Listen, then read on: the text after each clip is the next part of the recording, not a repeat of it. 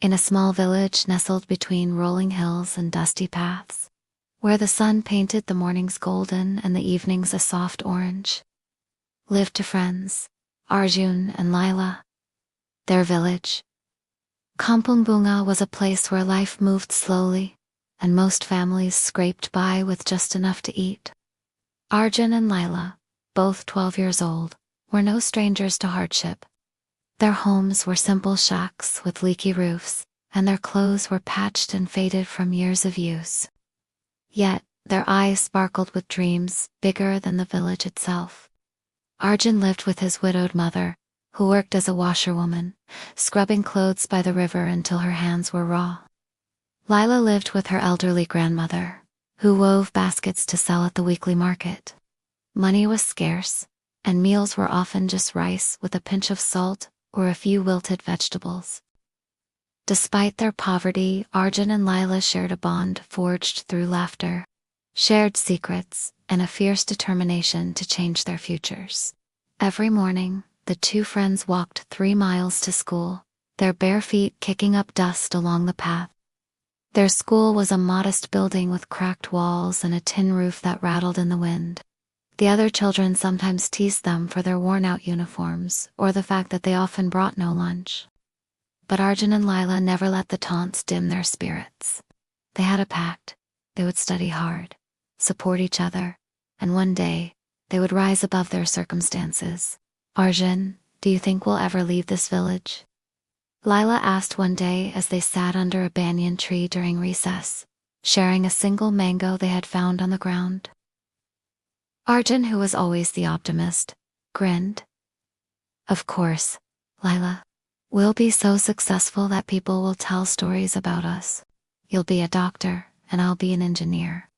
We'll build a big house for our families, and no one will ever go hungry again." Lila laughed, her eyes crinkling.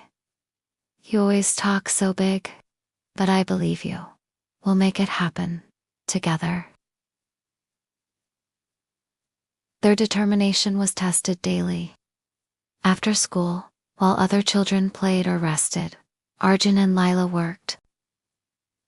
Arjun helped his mother carry heavy baskets of laundry, and Lila assisted her grandmother in weaving baskets until her fingers ached.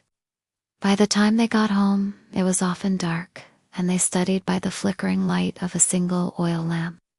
Their textbooks were secondhand, with missing pages and faded ink, but they treated them like treasures. One day, their teacher, Mr. Surya, announced a regional scholarship competition.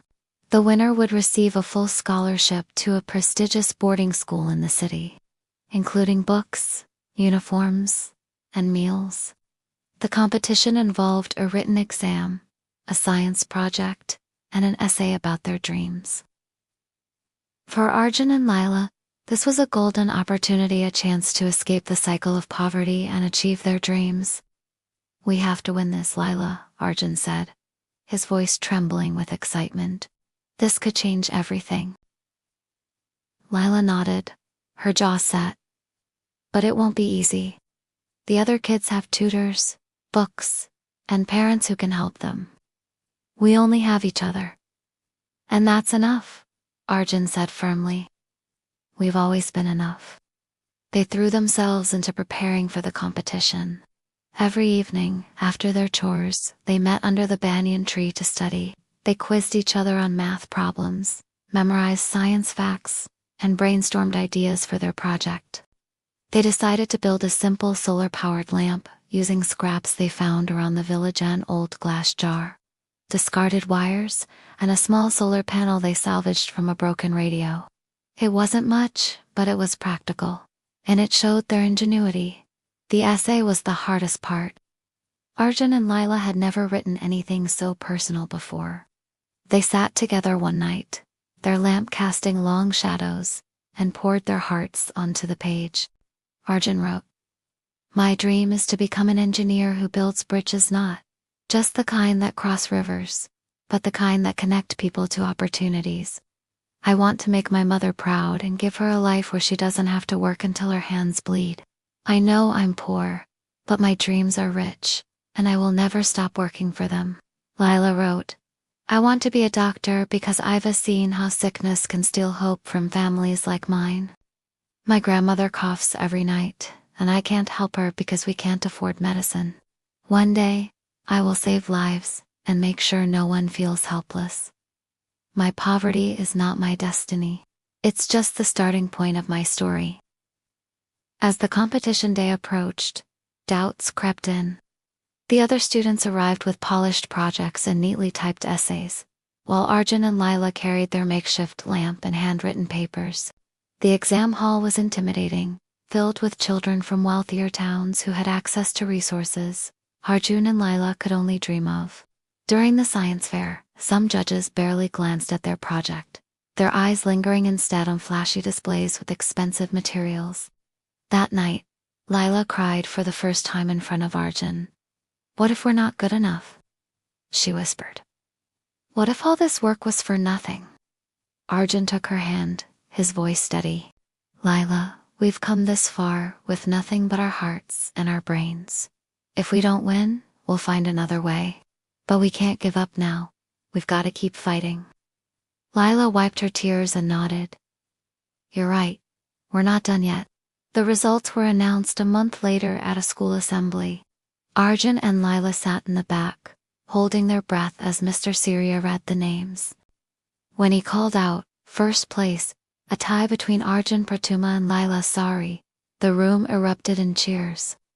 The two friends stared at each other, stunned, before breaking into wide grins. They had done it together. The scholarship changed their lives. At the boarding school, they faced new challenges. Homesickness, tougher classes, and the pressure to keep up with their wealthier peers. But Arjun and Lila never forgot their pact. They studied late into the night, helped each other through difficult subjects, and reminded each other of their dreams when things got hard. Years passed, and their hard work paid off. Arjun became an engineer, designing affordable infrastructure for rural communities like Kampong Bunga. Lila became a doctor, opening a free clinic in her village to treat those who couldn't afford care. They built a house for their families, just as Arjun had promised. And their village became a place where children grew up hearing their story, a story of two friends who refused to let poverty define them. One day, as they stood under the same banyan tree where they used to study, now older and wiser, Lila turned to Arjun. "We did it, didn't we? We made our dreams come true." Arjun smiled, looking at the village that now had streetlights and a small health center, thanks to their efforts. "And you know what? We're just getting started." Their story spread beyond Kampong Bunga, inspiring children across the region. It became a reminder that no matter how little you have, determination and friendship can light the way to a brighter future.